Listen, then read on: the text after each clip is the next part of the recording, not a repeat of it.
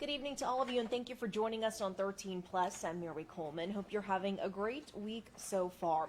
Well, let's jump right into our story for this evening. Tonight, we speak with Brian Joseph, author of Vegas Concierge, Sex Trafficking, Hip Hop, and Corruption in America, and trafficking survivor Angela Williams. They say it's time to face the realities of sex trafficking, pimps, and prostitution in the music industry and Hollywood, and they're saying it's time for all of us to do just that. Here's that story. A newspaper reporter and an investigative journalist for about 20 years. I've worked in a number of markets, primarily in California. In late 2016, I was recruited to come to Las Vegas to work for a publication out there and began investigating domestic sex trafficking as part of my work for that newspaper. And that eventually led me to do a very deep dive into the issue of domestic sex trafficking and eventually led to this book. And Angela, talk with me a little bit about your background and how you and Brian met to discuss something that seems to be very important in our country right now. In regards to meeting Brian, I entered a lawsuit, a federal lawsuit against the state of Nevada, the city of Las Vegas, and my ex-trafficker. At that point, Brian was doing some investigative work on my ex-trafficker, and my attorney, Jason, linked us up. Awesome. So let's jump right into it, Brian. Talk with me a little bit about what your book is about. I know that the correlation that you're focusing on is between music and human trafficking. Kind of in a nutshell, tell me what someone takes away from reading your book, or what you hope they take away from reading your book. Well, just to be clear, the correlation or the involvement of music in the book really is a component of the fact that the primary sex trafficker in the book used his proceeds that he made from trafficking to become a hip hop music producer. So that is the connection between music and sex trafficking. I want to make very clear that there is nothing, as far as my research has revealed, intrinsic to hip hop culture for the exploitation of vulnerable women. Sadly, the exploitation of women is something that people in power and people with money have. It just so happens that the example that we're telling involves hip hop music, but we could have been talking about finance, we could have been talking about politics, we could have been talking about a lot of different things. The book itself focuses on a years-long investigation into a high-profile sex trafficker in Las Vegas, and it uses that story as a narrative vehicle to explore how American society fails to properly care for and treat survivors of sex trafficking. And the story would not have been able to be told if it weren't for a survivor willing to come forward and speak very candidly about her experiences. And so really this book couldn't have happened without Angela. And for you, Angela, how tough was it to be so candid about what you went through, but also how important was it for you to come forward and speak about this? Being that my trafficker was of such high social status, I felt that it was important to kind of unmask the reality of the fact that there is trafficking, in that industry, and people with more money and people with tools that are able to coerce women, more, are more dangerous of traffickers than just the panderer in the streets. As far as difficulty, it was actually the opposite. It was quite healing, being able to be transparent and live in my truth. And Angela, what do you have to tell people who say, or I guess victim blame really, when it comes to sex trafficking and you guys deal with so much trauma, manipulation, and things like that. What do you have to tell members of the public who don't quite grasp that, you are indeed victims? Exploitation is exploitation. I'm pretty sure with whatever level of sex trafficking, manipulation, coercion, and sexual exploitation, there it's, what was the question again? Sorry. No worries. Just kind of wondering what you have to tell the public who Oh, yeah. tend Yeah, to okay. victim blame.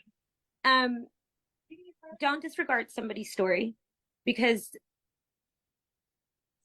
every story is quite similar, and it could happen to somebody you know, or a neighbor, or somebody you would least expect. So don't disregard a victim story. Exploitation is exploitation, and it's happening all over.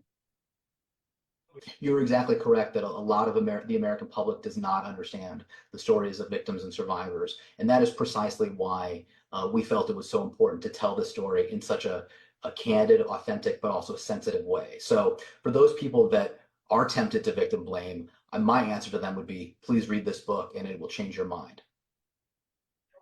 Absolutely. And Brian, let's talk a little bit about the bigger problem that this country has, and kind of, in your opinion, what needs to change after writing this book. What did you find needs to change?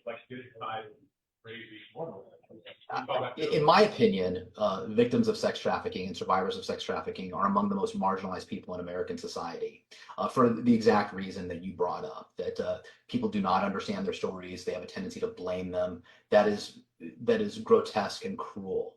And so I think the very first step, there's a lot of different proposals out there in terms of how to address sex trafficking, different ideas as it relates to decriminalization, legalization. There's something called the Nordic model. I think what we first need to do, though, however, is recognize that this is a problem, and we need to come to an agreement as a society that this is a problem, and we need to take it seriously and make it a priority. And so, for me, I would really, my sense is that there's just too many people who don't understand this and don't think it's important, and we need to educate people about that first before we can have any of these other important conversations. Absolutely. And obviously, with everything going on with Diddy being brought into the limelight, it's bringing up, I guess, a lot of emotions for a lot of people. What can you tell us when it comes to just the status that people have, and how that may correlate with human trafficking and some of the things that we are seeing him be accused? People with statuses as high as Diddy, and reach as far as he have, and the reach as far as he has, are more dangerous of exploiters than people without his financial resources and without his protection.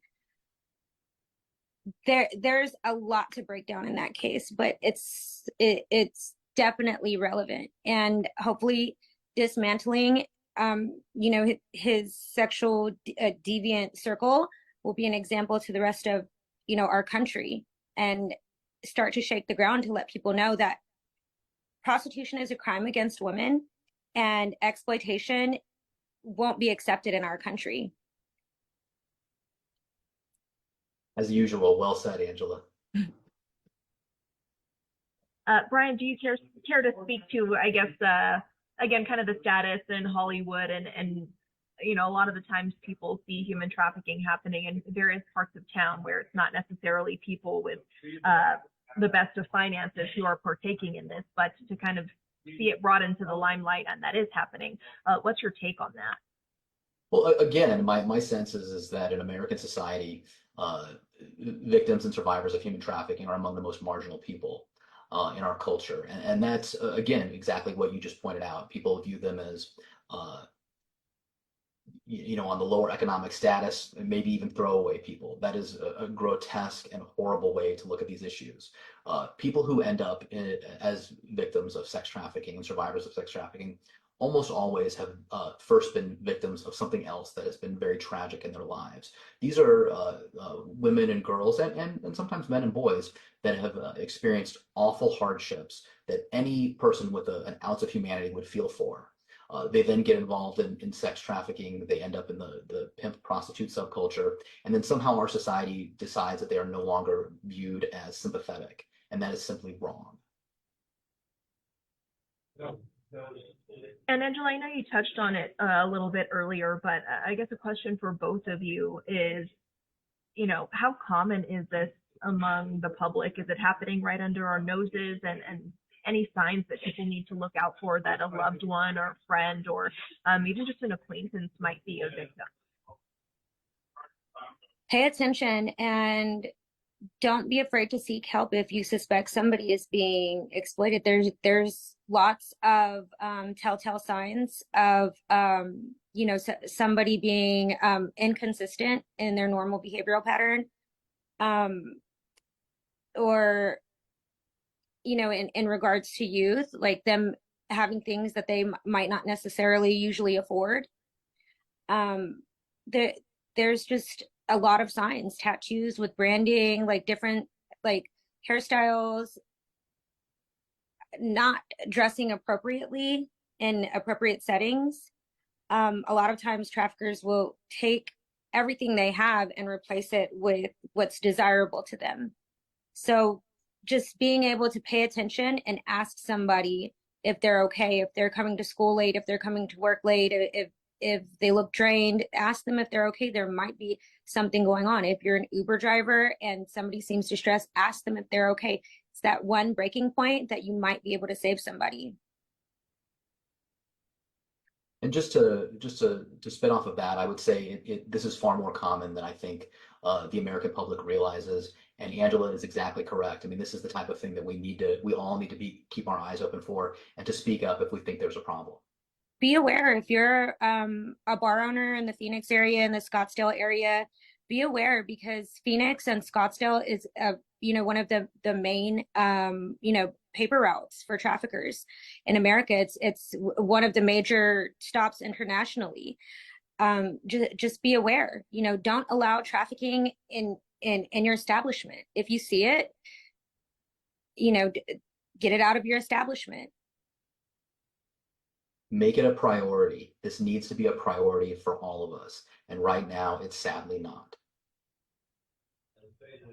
Well said from both of you. Thank you so much. Well, Brian, final question. I'm wondering if anyone would like to read your book, where they can do that, where they can get it, and all that fun stuff. The book is being published by the publisher Rowman and Littlefield. It is available, as I understand it, anywhere that books are sold. You can get it on Amazon, Barnes & Noble, your local independent bookseller, and also through the Rowman and Littlefield website. Perfect. Perfect. Well, thank you so much. I appreciate both of you taking the time to speak with us and look forward to reading it. And Angela, thank you for being brave to step up and tell your story. And Brian, thank you for telling the story.